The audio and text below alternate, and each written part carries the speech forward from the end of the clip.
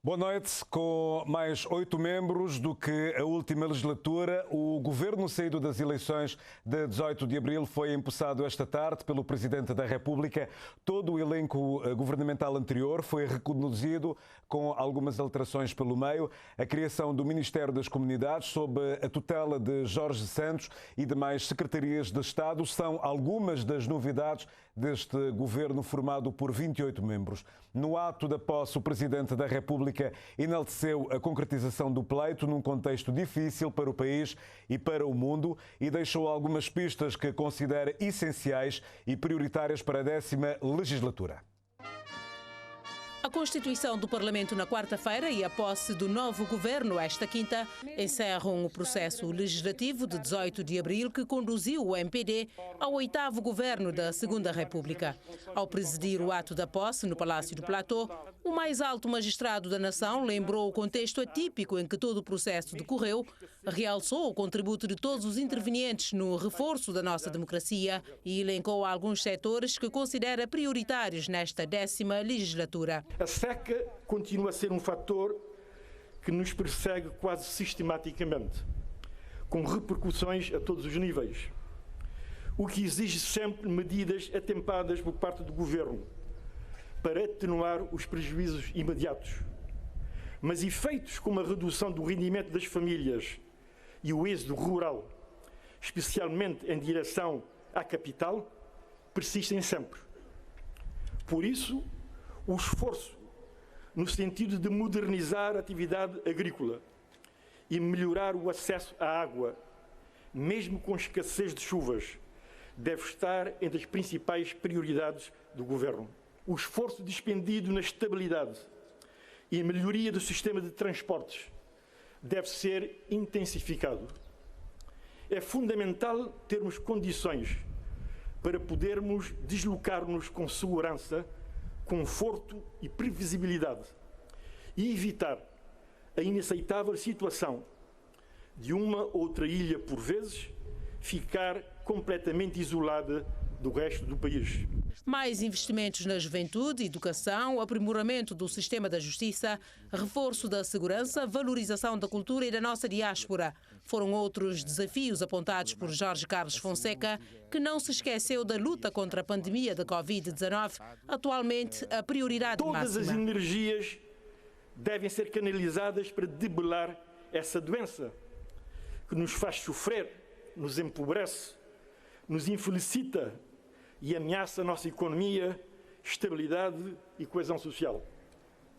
Ao combate à Covid-19, é necessário continuar a conceder prioridade máxima. Este é também o entendimento do chefe do governo. Ulisses Correia Silva está consciente que atingir o desenvolvimento sustentável na atual conjuntura da pandemia, aliada a outros contextos desfavoráveis, não será tarefa fácil, mas mostra-se otimista. De 2016 a esta data, Cabo Verde foi exposto a 3 anos de seca severa e foi exposto à pandemia da Covid-19, que ainda continua. Antes da pandemia, a economia crescia a uma média anual de 5%, em ambiente de estabilidade macroeconómica e fiscal.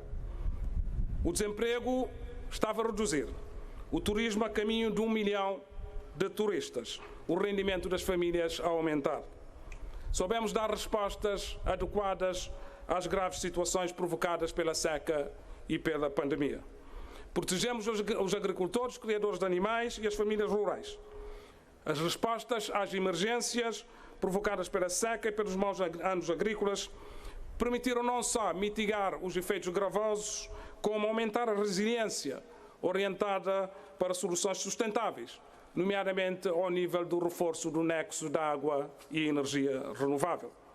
Protegemos a vida, a saúde, o emprego e os rendimentos durante a pandemia, através de medidas dirigidas à manutenção do emprego, à proteção de liquidez das empresas, ao rendimento das famílias e à atividade do setor informal.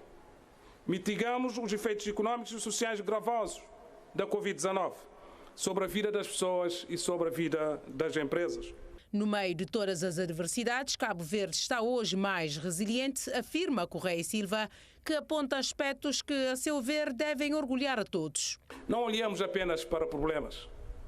Olhamos com orgulho para este país, que é o mais livre da África, a terceira melhor democracia em África, o segundo país com a melhor boa governança em África.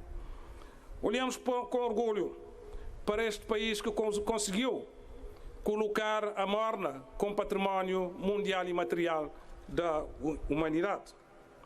Olhamos com orgulho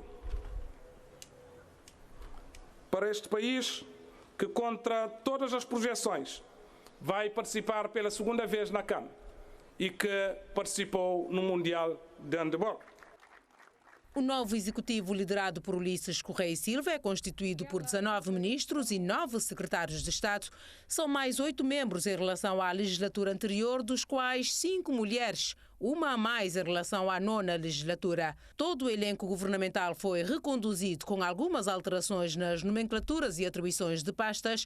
As novidades ficaram pela entrada de Joana Rosa, ex-líder da bancada parlamentar do MPD, que assegura a tutela da Justiça, Filomena Gonçalves, que fica com a presidência do Conselho de Ministros, e Jorge Santos, ex-chefe da Casa Parlamentar, que passa a tutelar o Ministério das Comunidades, criado nesta 10ª legislatura.